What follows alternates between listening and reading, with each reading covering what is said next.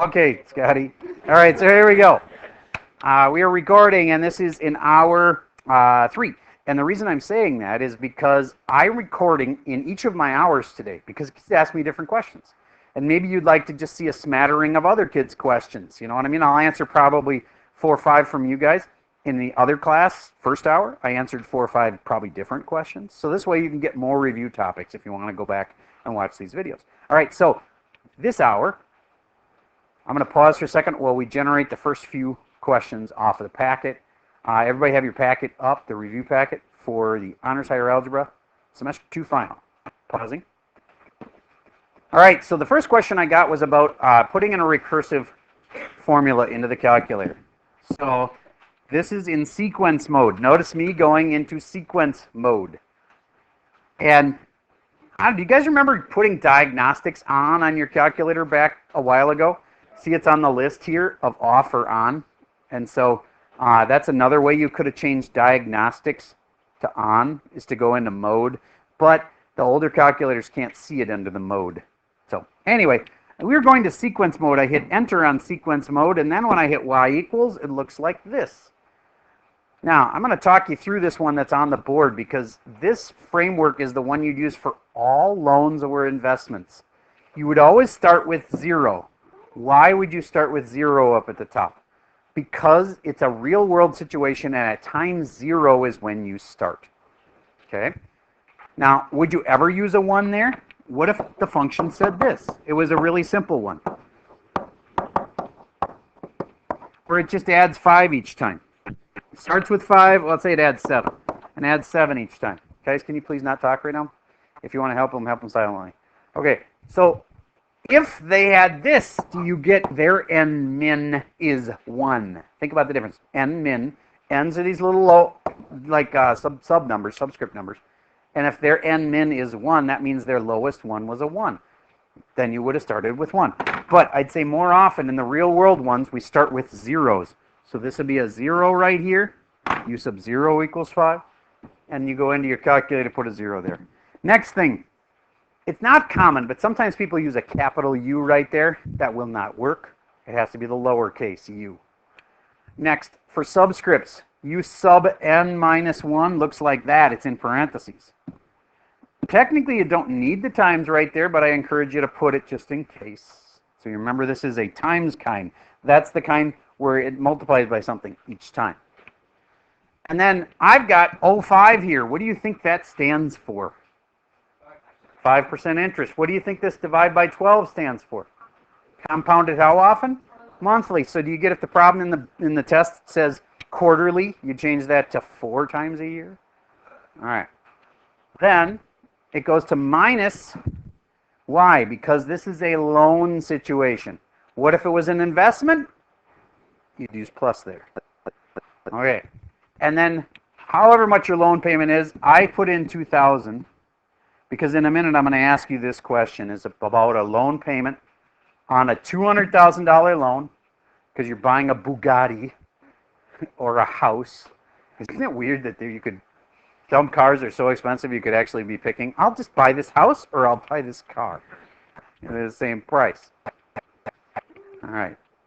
You can get houses around here as low as 200,000 if you're talking a really, really tiny house. All right.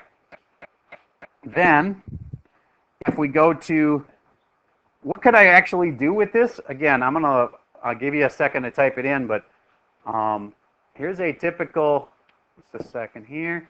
I'm going to shrink this window down in size so that I can have them both up at the same time. Here's a typical tough question. You took out a loan for $200,000. That's U sub 0. You now have this loan where you're paying 5% interest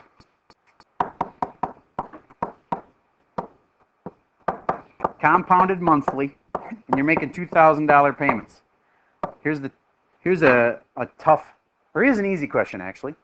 Get that into the calculator if you haven't already, and then go to your table and tell me how much do you owe at month 1. That means you've made 1 payment. How much would you owe at month 1? Well, I'm going to go over here and go second table. My calculator's running a lot. You know why?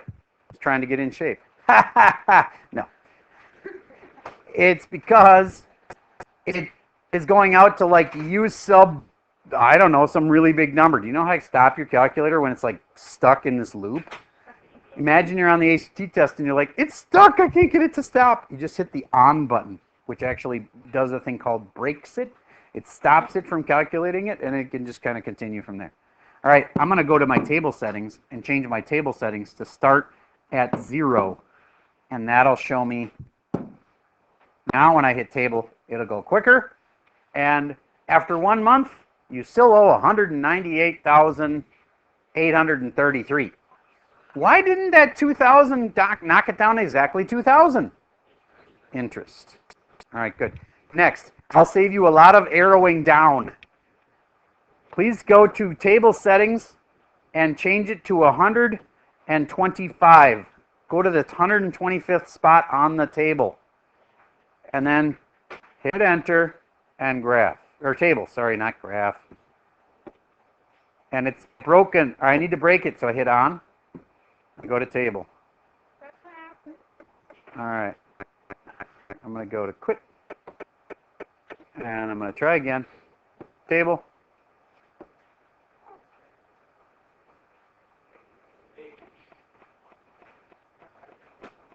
Oh, I'm still at the... No, I think this is going to work. I think it's having to calculate all the values up to the 143rd value. So give it a break. It's thinking really hard.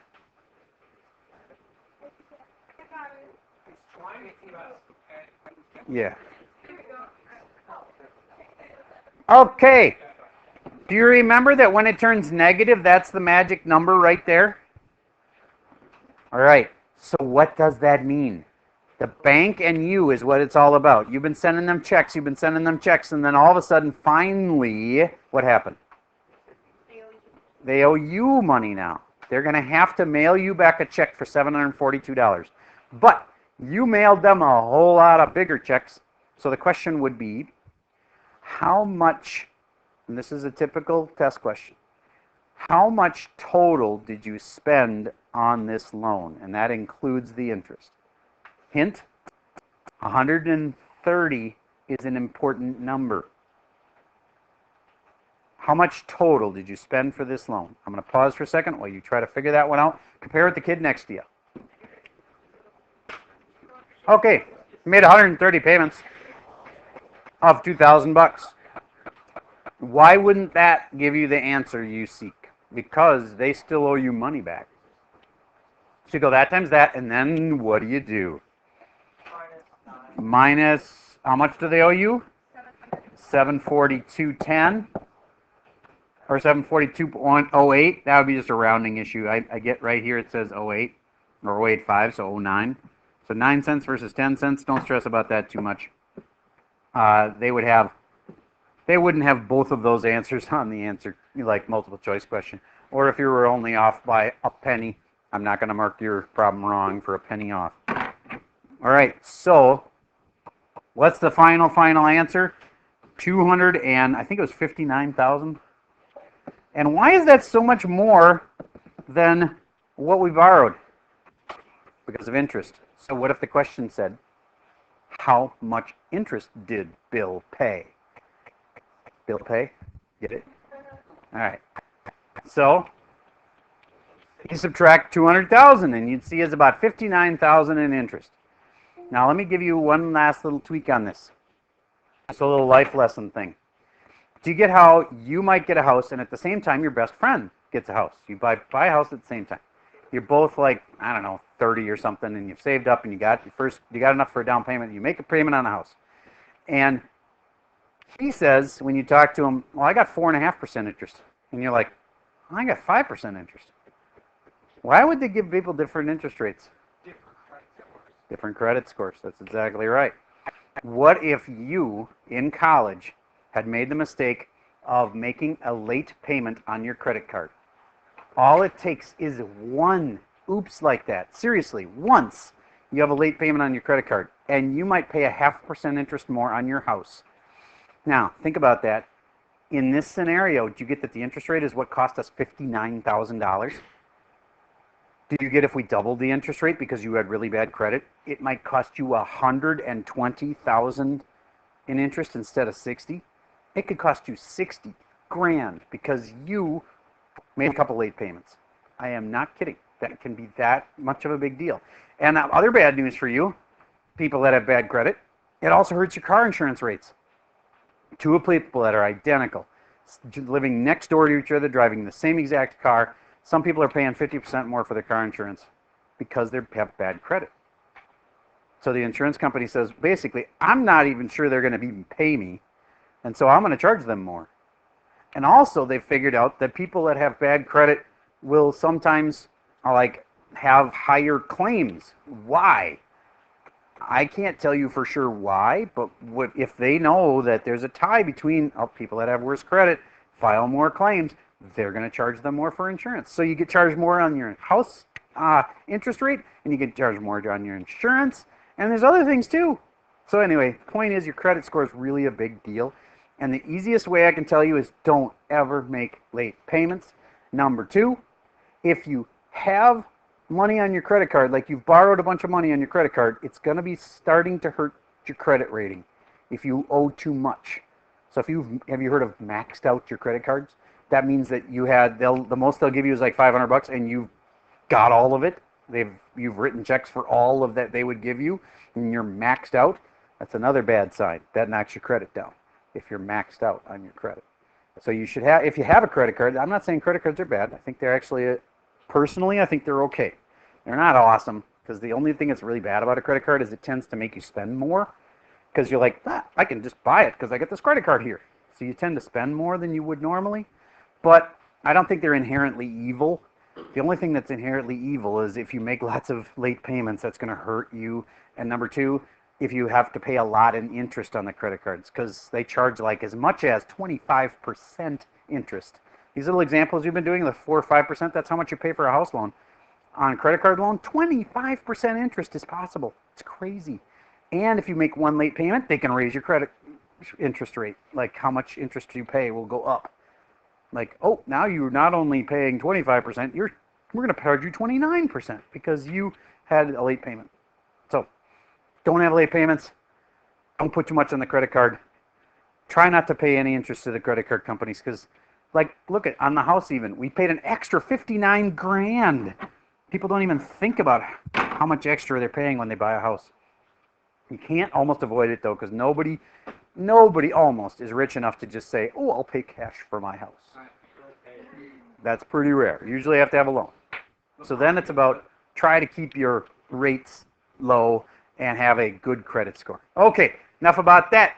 That was a good topic. Is there any follow-up questions on this? Like, is there anything else like this that you might have trouble with? All right, then let's move to a different topic.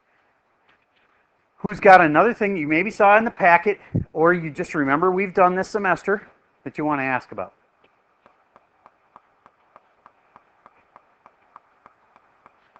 All right, I've got a classic one then. Somebody asked in a different hour, and I remember this is always a problem.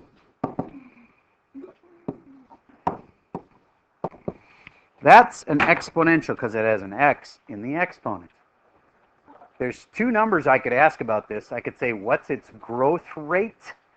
And I could say, what is its common ratio? All right, first, I hope there'll be somebody smart enough to remember that I always encouraged you to write them like this. You know what I'm talking about? You'd put 1 plus or 1 minus something. We just had that in the last formula because it was like 1 plus the interest rate. You know what I'm talking about? Well, this one could be written like that, and it'll help you to figure out the growth rate versus the common ratio. Everybody try to figure out what those two things would be for this problem. I'm going to pause for a second while you give that a try. Okay, by now, I hope you were smart enough to do this. I know it looks a little strange, but it helps you to see 1 plus 1 is 2, and it helps you to see that's the growth rate, 100%. It's very common for people to say 200%, but that's not right. You are not You're not growing by 200%. You're growing by 100%. The 1 part, multiplying by 1, just brings back the original number. It's this part that's the growth. So the growth rate was 100%. That plus 1. If that had been a 0.1, it would have been 10%. All right, the common ratio is the 2. How do I know? Because if something doubles, let's say I had 7 to start with, and then it doubles to 14, it's a ratio of this one divided by that one. So it's dividing the two numbers gives you a 2. All right, the common ratio was 2. The growth rate is 100%. If you understood that one, or didn't, let's try another one that's like that. Let's say I had 1. Actually, I'm not going to make it a 1 plus. You have to figure that out. 6.85 to the x. There we go. So from here, I hope you were smart enough. Were you? 1 minus 0.15. How many of you figured that out? Awesome. Now with that review, it should have been pretty easy. That's the growth rate. False? True? False. It's the what? Decay rate. The decay rate was 15%. And what's the common ratio? 0.85. The common ratio is this number. The growth rate is found here, and if it's negative, it's actually not growth, it's decay. Okay. All right. So the common ratio was 0.85, and the growth rate was 15, but it's decay, not growth. 15% decay. Okay, so what's the next topic that you want to know about? Find something from the packet, or yes? Okay, so he's got one. I'm not going to do that exact problem, but let's say I had 20, goes down to 10, goes down to 5, ... First of all, is this growth or decay?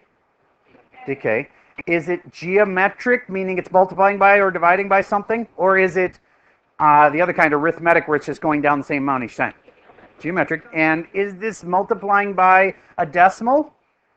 Yes, and then you'd figure out what the decimal is. All right, so what is the decimal it's multiplying by each time? 0.5. Okay, so then this one could have been u sub 0 equals, how did it start again? 20. And u sub n equals u sub n minus 1 times, we're multiplying, right? 1 plus something or 1 minus something? 1 minus, and then how much is it dropping by? And then this is, if that's in regular sequence style. If you wanted it in the other style, it would go like this. Starting number was 20. Then it was 1 plus, nope, 1 minus, sorry, need room. If you want it in exponential style, it goes like this. 20 is your starting number, and then you multiply by 1 minus 0.5 to the x. That's how you do it in exponential style. That's how you do it in sequence style. You did both this semester. That answer your question good enough? Okay. So was that common? Was that a common ratio or a common? What's the other kind called? Common difference. Was this one common ratio or common difference? Common ratio. For the multiply kind, it's a common ratio. For the add kind, it's common difference. All right. I think that wraps that one up. Yes. Yes. All right. So here's the hard part in linear programming. You got this equation that's going like this, and you got some other equation that's going like this. You're shading above both of them. You know that you got to stay above 0, which is a common sense thing, because you can't have negative toasters. And you end up with something like that. And what are the key spots? The key spots are here and here and here, because they are the vertices of the feasible region. Does this ring a bell? Okay, so now how do you find those spots where they cross? All right, I give you an equation. I'm going to give you 2 equations. You're going to put them into your calculator and see if you can do second calculate intersect still. Remember how to do that? First of all, get out of sequence mode, put it into func mode. The cool thing is when you go back to sequence mode, that one we just did together will still be in there, which will make it a little easier on the final because you'll still have an example of a sequence mode in there. All right, so once you're in function mode, here's this equation. Your y sub 1, or your first one, should be y equals, and it looks like a slope of negative a half, and it looks like a y-intercept of like maybe 10. And this blue one, this blue equation, will be y equals, and that one has a slope that's a little less, so let's say it's 1/3, negative 1/3. If you want to put negative 0.333, that's fine. X, and then it's not as high as the 10, let's say it's at 7. The question that's tough is where do those two cross? Use your calculator and second calculate intersect. I'm going to pause for a second, and I'd love it if you would compare your calculator screen with the kid next to you. If you need to borrow a calculator at this point, I'd be happy to lend you one. I'm pausing. Okay, so let's say that I got those two equations in my calculator, and I hit graph, and I can't see where the lines cross. Window. You're right. So far, I'm sort of seeing the two lines, but it's like, they just didn't quite cross. Do I need to go, y needs to be bigger, x needs to be bigger, y needs to be smaller? I mean, what do I need to do? X needs to be bigger. Good. So I'm going to go to window, and my x max needs to be like 20. And then I try graphing it. And hopefully I'll see where the two lines cross. Now, just seeing it isn't good enough. I got to calculate it. So I go second calculate intersect. Second calculate. It's right above the trace key. Intersect is the 5, so I hit 5. And now I wish it just jumped right to it. But when you have a calculator like this, they have to program it. What if the person's got 3 lines in there? How are you going to tell where it intersects? There might be 3 different spots.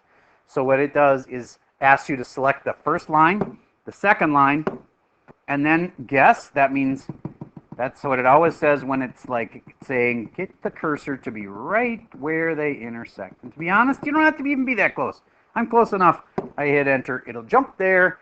And you should have had 17.96 and 1.01. Raise your hand if you had that one right. Awesome. If you didn't remember how to do that, you should come up and ask me, because knowing how to find where things intersect is a big deal. Okay.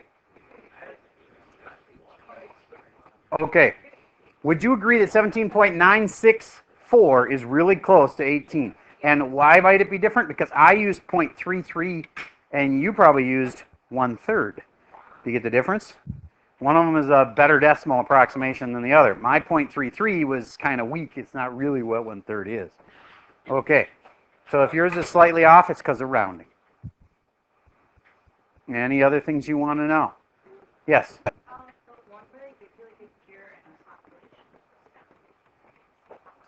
All right. The kind where they give you a year and a population and then a percent growth kind of thing. All right, so here's what I'd do for that. Let's say they gave me a population of 210 people, this small town in North Dakota, and they want to grow. So they start advertising, and they start getting 5% growth. And then they do that for a number of years. X is the years, hint. So let's say they do that, and then they look back in 20 years. How big is their town grown to? So where am I going to stick the 20? The time. That's 20. Goes in the years, the time. The time is the X spot. That would be an example of writing an equation for a town that's got 5% growth. Now, you have to work really hard to get small towns to grow. Sometimes they'll like... I actually heard that this is true. This isn't just me making stuff up. Vermont just offered $10,000 to anybody who will move to Vermont but work from home. Isn't that weird? They offer 10 grand cash if you can prove that you, and you know what they think they're going to get, and I think they're probably right. They think they're going to get people who live in nearby states, haven't bought a house yet, and we're thinking about telecommuting to their job, you know what I mean? Like they can work from home. Let's say they're an insurance agent or something, and they can do their stuff on the phone from home. Then they're going to move in there, get 10 grand just for moving into their state. And why do you think they did that whole work from home thing? They don't want to increase traffic and stuff on the roads. Think about that. If you make your cities like double in size, that's just going to cause a lot of problems. You got all of a sudden you got the roads are super crowded and everybody's cranky that it's gotten so crowded around here. And if you have somebody working from home, they're kind of ideal citizens for the state because they aren't using the roads and it's not as expensive for them. So anyway, true story. Look it up if you want to. Vermont's offering 10 grand if you'll move there and work from home. Yes. Yes, you can be self-employed. That is, I think you just have to prove that you actually have a viable way to work from home. You know what I mean? Like, I'm going to be making little cozies for pop cans. Give me my $10,000, please. I think my guess would be, I don't know, but devil's always in the details on these things. They probably have rules because they don't want to just give 10 grand to everybody who moves in the state, right? Just because you have like, I intend to start a business where I'm going to be, braiding dogs' hair, they're going to say, okay, that's probably not going to work, and no. But if I have proof that I have a business that I've been running and I'm going to continue my business from my home in your state, then you get your 10 grand. Okay, so that's how you might get a small town to grow, for example. Okay, so that's 5% growth. Now, how about you make one? Ready? Here's another sadder situation. Detroit. Detroit has been decreasing in population by quite a bit. Let's say that I believe at one point, I'm totally making these numbers up, but it was multi-millions of people have moved out of Detroit.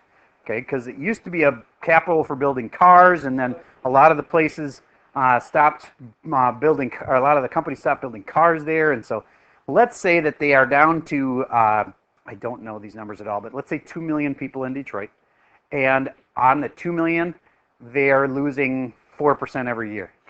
Write me an equation for that. It's 2 million people now, losing 4% a year. There are cities always that are growing, and there's cities that are falling. You know the state that's growing the most in the United States? Washington. California is actually losing as far as move-ins versus move-outs. They have more move-outs than move-ins. I think things have gotten so expensive in California that that's probably making it difficult. Like, you want to buy a house in California, it's going to be like $1 million or $2 million for a small house. And even in a lot of California, there are small towns, I hear, that have still got decent prices. But if you're going to work in LA, for example, or one of the big cities, you're going to pay so much for your house. You have to admit, I've visited California a few times, and it is beautiful weather. It's so nice, like year-round. It's never super hot, and it's never super cold, and they got sun so many days out of the year, and that's one of the reasons a lot of people, I think, move there is just the weather. Yes. I just wanted to address the fact that you said you're going to teach for like. Oh, okay, fine. I give you. Sorry. So, y equals, and how many people in Detroit? 2 million. And then what was the decay rate? I said it was going to shrink by 4%. There you go. There's an example of one. All right. I got to quit now to give you any work time. But I was just having too much fun teaching you. That's all I got for you for today.